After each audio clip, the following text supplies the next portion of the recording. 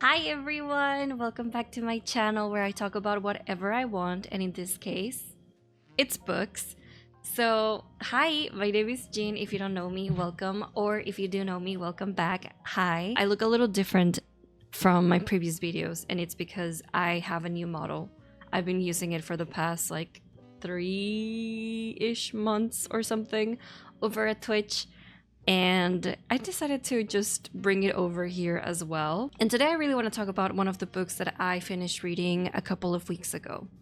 And it's mostly because I have a lot of thoughts in my head about it. I am kind of sad about how I feel, but I'll explain it. I'll explain it in a little bit. So, the book that I am talking about is called Swordcrossed by Freya Marske. I'm sorry if I'm mispronouncing the last name. I'm not very sure how to pronounce it. And I really wanted to love this book. I saw it once again. I bought it because I thought the cover art was beautiful, and then I found out it was a very queer-centric story. It's a romance between two male characters, and I was like, oh, fantasy and like romance between two male characters? Oh my god, like sign me in. I want to read that ASAP. And so I got it and I started reading it, and it was sadly not what I was expecting. But I think part of it is because I did not read the summary. So yeah, I just want to share my thoughts. I want to share the good things and the things that I didn't really like too much, and maybe in hopes to share a book that maybe a couple of you guys have not heard. And just because I particularly didn't enjoy it doesn't mean that it's not a good book or that I don't recommend it. I just think that it depends on what you're looking for when you're reading a book. So, without further ado, let's get started. So the story of Swordcrossed is pretty much about two main characters. The story begins with the perspective, or the POV, of Marcini J, who we find out very early on, pretty much in the first couple of pages of the book. He is going to be married pretty soon. He has an arranged marriage to a girl that he's known his entire life, but you know, he doesn't love her. But we know, because of the train of thought that he's having in the first pages of the book, we know that he is marrying this girl because they need the money that this family, the girl's family, Sophia, is offering. So yeah, we find out that Matti, that's how people call him, is marrying Sophia Cooper, a girl that he's known pretty much his entire life, but he doesn't love her. But this marriage is of convenience, and it's completely arranged too. But it's because his family is currently struggling a lot financially. They used to be very powerful. They used to have a lot of money, one of the most influential families in the entirety of this world. But because of a couple of circumstances, of situations, they have pretty much lost almost all of their money, which means that they are pretty close to being broke, to losing their businesses, to losing their house, the lifestyle that they're used to. And the only way that Marcini J can sort of like come up with how to fix this is marrying into another wealthy family, in this case Sophia Cooper's family. So the story begins with this, you know. Matti is currently at a bar because he's gonna have a couple of drinks with his friends to sort of like celebrate the engagement or whatever. And he's just thinking about how this is a loveless marriage. It's gonna be an arranged marriage. He feels a little bad for Sophia because he's like pretty much also forcing her into this sort of like loveless life, you know, with a husband that will do his best to treat her right and give her everything she needs, but won't be able to love her the way maybe she deserves to be loved. And he's also thinking about money and debts and all of these things when he bumps into a stranger. The stranger drops things on the floor, and he states how you know, like these things are expensive and they're broken, and he's gonna get in so much trouble because he's just taking them to his boss. And the proper thing to do when you're a person of like higher class or whatever in this universe is, of course, you're like, oh shit, wait, let me pay for it. So Jay has to give this stranger, I think it's 300 like gold, let's call it gold, for the thing that was broken because they bumped into each other. And he's thinking, this is too much fucking money. I don't have 300 gold to spare. Like, this is gonna set me back so much, but I have to keep pretending that we have money because nobody in town knows that they're struggling, that his family is struggling. So he's like, I need to pretend like this isn't going to like break my bag incredibly. So he does that, and that's it. That's all we know for the first chapter. Then we know that it is tradition, it is a costume in... Is that how you say it? Costume? I think. It's tradition in this universe that the groom has to have a best man, and the best man sort of like works as a sword man. So in a wedding, people can sort of like disapprove of the marriage, right? They can be like, I oppose to the marriage, and then I challenge you to a duel or something like that. So you need to have somebody as a groom, or even as a bride, really, but you need to have somebody that can fight in a duel in case there ever is a need because somebody's opposing. So the outcome of the duel is really what determines whether or not you get married. So if your best man loses, then the wedding is off. You don't marry the person that you were supposed to be marrying that day. So of course you want a good duelist in order to ensure that this does go through. Marcini says in a couple, I think he says it at the beginning, that it's not common, like people, it's just tradition now, but it, you know, people don't really try to go into a duel because it's too much work and it's like too much of a mess. People don't really care, it's more like for show, but Matti is a little concerned because Sophia has a guy that is completely and obsessively in love with her, and he is certain that this guy is going to try to duel Matti on the wedding. So he wants to make sure that he has a good swordman so that this swordman can defend and win in this duel. And that's how he goes, and he meets Luca Pierre, who is a very cute, very handsome young man. He's very mysterious, he's very sarcastic, he's very grumpy, he has undiagnosed ADHD because this is like medieval times. And turns out this guy is the guy that was at the bar the night before that Jay had to give 300 gold to because, you know, they bumped into each other. And it's like, oh, so you scammed me. But Luca swears he is an incredibly good swordman, and that he's going to pay him back, you know, in skill for the money that he gave the night before. And that's how their relationship sort of begins. And that's it. That's the premise of the book, you know? That's the whole premise. So for our main characters, we have Marcini J, aka Matti, who is an incredibly... He's this archetype of character who's like the oldest brother that needs to take care of the entire family. So he has this entire like dread and weight over his shoulders because it's like my entire family's well-being depends on me.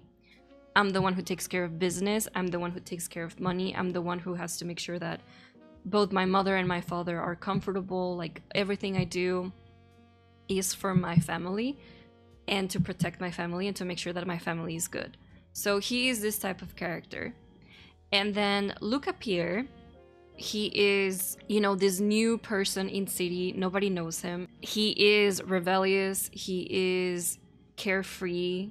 He is really good with the sword too. He is playful and sort of like wants to help Matti sort of like relax a little bit or unwind a little bit. So of course the romance comes from these two characters. It comes from Matinesh and it comes from Luca. And here is where my problem lies. So when you pull this book's profile on Fable, this is what the description from the publisher says. High heat, low stakes, sharp steel. The cozy, low stakes of Legends and Lattes meets the scorching bodyguard fantasy of Jennifer L. Armentrout's From Blood and Ash in this enemies to lovers romance where, yes, the swords do cross, which I thought was very funny. Because the swords do cross, you know? There is some sword fighting, but it's, you know. However, this description is not lying when it says low stakes, because the problem with this book and why I struggled so much to get through it, it's because nothing is happening. There is like this idea of a conflict that is it's so not there.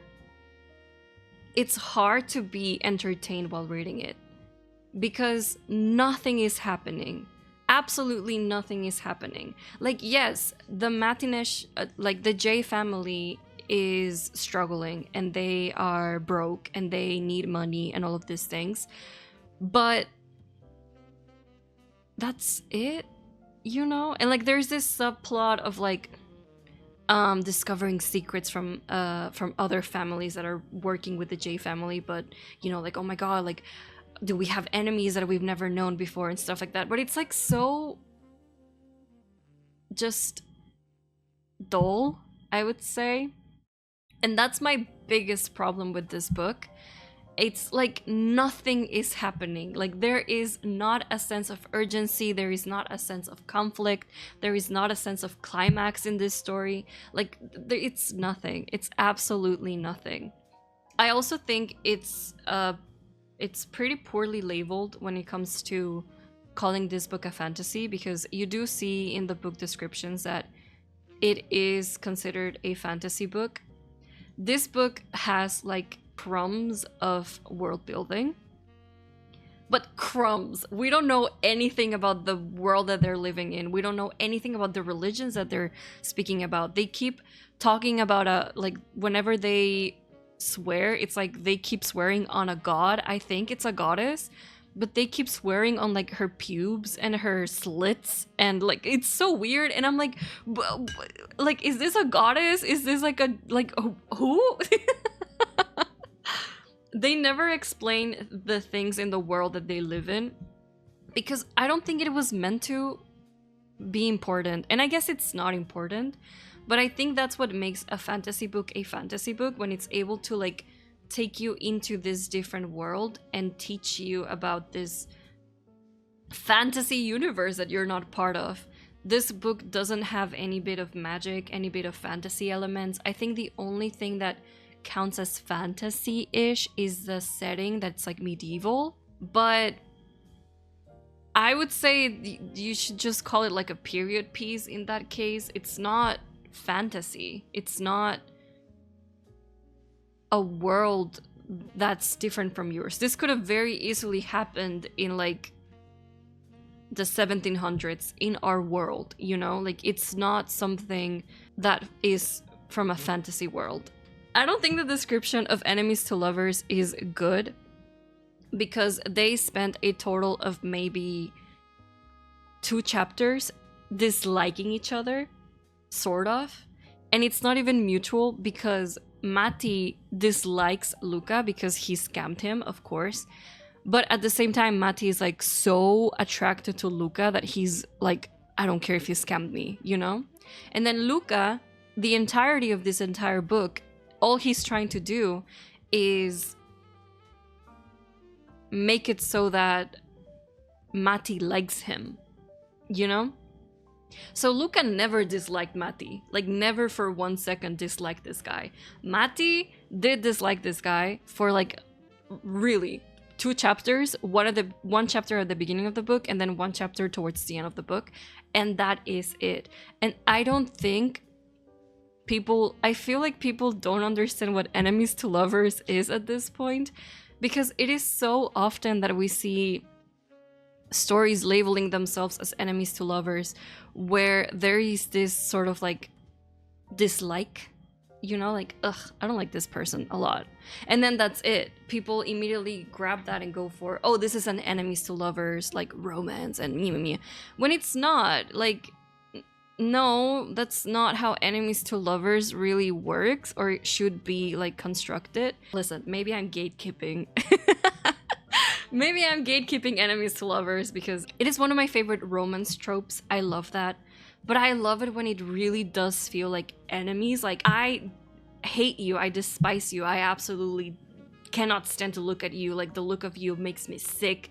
But we're forced to work together for this. And as we're getting to know each other and as we are putting our walls down because we are forced to be connecting and to be communicating, I realize that maybe you're not that despicable and maybe you're not the worst person in this entire planet as I thought you were. And those feelings usually come with a lot of like mixed emotions of like guilt and repel and like, no, but they're horrible and I saw them do this and they were so mean. And then it's like, but now I like, it also comes with a little bit of empathy of like, okay, now I understand why they act the way that they acted, and now they're asking for forgiveness and they're apologizing, and now I see that they can be better and that I can be better as well. It's just like a whole thing. I just I just love enemies to lovers, and the romance characters disliking each other for a total of like 10 pages I don't think falls into enemies to lovers, in my opinion. But I'm interested to know what you guys think. Like, do you think, if you've read this book, do you think it falls into enemies to lovers, or am I just being a little too fucking extra? Because I could be a little too freaking extra. I don't know. But yeah, that's sort of like my problems with this book.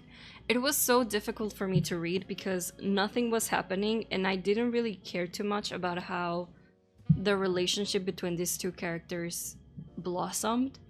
Because, you know, like, sure, I don't know. It was very boring to me. Which is sad, because like I said, I wanted to love this book. Like, I want to read more books like this that just feel exciting and fun. But I get that this book was meant to be like a cozy story, and I do think it falls into cozy. Like, if you go into this book knowing that nothing's gonna happen, it's just like romance with a subplot of like something else happening, then maybe I feel like you're gonna enjoy this book a lot. But where I went to it thinking that it was going to be like a fantasy and almost a little bit like maybe Cruel Prince-esque, like they were gonna be forced to work together, and like actually sword crossing was gonna be important or relevant to the story, but it wasn't, and I was a little disappointed and I was a little sad, and that's why I struggled so much finishing this book. I gave this book 2.5 stars in Fable. It was really sad. I wanted to give it like a 2 stars, just like straight up, but there were some things in the book that were good, so I did end up giving it a 2.5 stars. I will say though, the yearning in this book was really good. Luca was yearning for Matti the entire book, and I think that was very beautiful. And then later on you find out that Matti was also, like, you get into Matti's train of thoughts and you're like, oh, okay, he was also yearning for Luca a lot. So that was very cute. There were some very nice romance parts of this book that saves it, but it is very uneventful and very just not really exciting, which was a killer for me, really. One of the quotes that I highlighted is from Luca, and it's like his train of thought, and he's thinking, was this an opportunity to behave himself or an opportunity for action? You want to believe the latter, a voice in him whispered. You want something to give to Matti J. You want him to owe you something, or at least for you to owe him less. Another voice, softer and more thrilling, added, "You want to lay a gift at his feet. You want to see if he will smile at you." So this is just Luca being like a little horny little guy and just really like dying to earn that sort of like love, or yeah, pretty much love from Matti. I have this other quote. This one is good. Matti had been looking down at his feet. When Luca spoke, he lifted his head, and the smile that broke over his face was like the moment when a lock surrendered to Luca's picks. Something gave way before it. Some small piece of machinery fell in Luca's chest with an audible click. Some unseen hinges opened, and a soft, unfamiliar happiness flowed through the crack. So it's just Luca being a lover boy and just like pretty much thinking about Matti in a way that's like incredibly like yearning and romantic. And then last but not least, I have two quotes that are sort of like a continuation of each other, but they're a little bit longer. So this is Luca speaking, and he says, "Look at you. How did nobody else get their claws into you?" "I wasn't looking," he simply said. "Greedy, I made you look at me. I could have been halfway down the aisle and I would have looked at you," Matti said. "I could have been halfway across the world." And then I say it's a continuation because a couple of pages down, this conversation happens, and it says, "Resolve firmed Matti's expression. Get dressed. Go and be sneaky. I'll see you at the guild hall.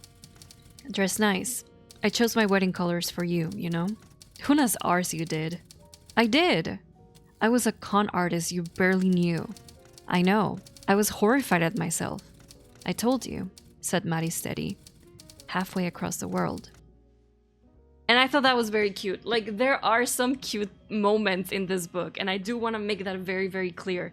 There are some very cute and like wholesome and yearning, and like the romance, it picks up. I feel it's not the best at the beginning, but it picks up towards the end of the book. But I just, it was really hard for me to finish the book, and I hated that it was so hard for me to finish it. I hated that I needed sort of like more action happening. And I am a sucker for romance. I do love romance, but I think my problem was thinking that this book was going to be more fantasy coded rather than romance coded.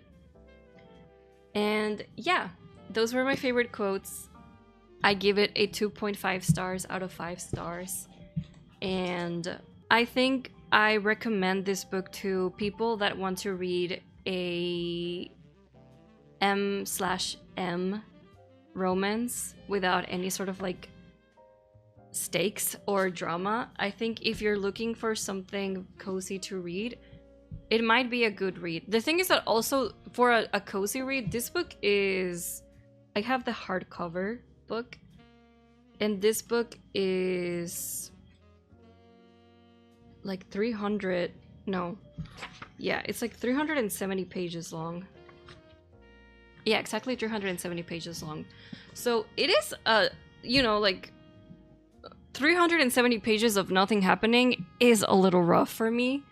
But yeah, I'm not gonna say I don't recommend it. I do think if you have a very specific book in mind that you want to read slowly or at your own pace and just, you know, like not have anything happening, then this book is for you. It wasn't, sadly, for me. However, I did like the way the author wrote, and I do know she has another series. She has a trilogy called The Last Binding Trilogy. And I think there are also like queer stories, I think. And that one is, I think, that one is supposed to be more like fantasy-esque. Like it has more world building and it has like more fantasy elements to it. So I do think I want to give those books a try. And yeah, hopefully, like maybe I'll find in those books what I thought I was gonna find in Swordcrossed. But sadly, that wasn't the case for me. I didn't find anything in Swordcrossed. Besides Luca, I think Luca is such a good character, and I enjoyed so much like whenever the story was on like based on his point of view. Rather than Matti, like I just hated being in Matti's brain. It was very dull, and you know, which is not his fault. He's a busy man, but you know, he was a busy, dutiful, and very stressed man. But I did like whenever we got to be in Luca's brain more than in Mati. So yeah, that is my review for Swordcrossed. Let me know what you guys think about this sort of videos. If you like more long, yappy videos where I just tell you what I think about books. This is very new for me, so I'm still trying to find a good rhythm or a good way to sort of like, you know, maneuver around these things. But yeah, I will be back soon. I do have a lot of books that I want to talk about, so I will be back soon. Thank you so much for joining me. If you guys want to see what I'm reading, make sure to visit me over at Fable. I do pretty frequently updated with what I'm reading and what I thought about the books and whatnot. So yeah, thank you so much for joining me. Thank you so much for hanging out. If you liked the video, don't forget to like, comment, subscribe. It helps me out a lot. It helps with the algorithm. If you want to find me, I'm over at Twitch. I stream very often. If you're here from my Twitch community, thank you so much for being here. I appreciate you so much. Mwah, a big kiss for you. And yeah, thank you so much. I'll see you guys pretty soon, hopefully. Goodbye.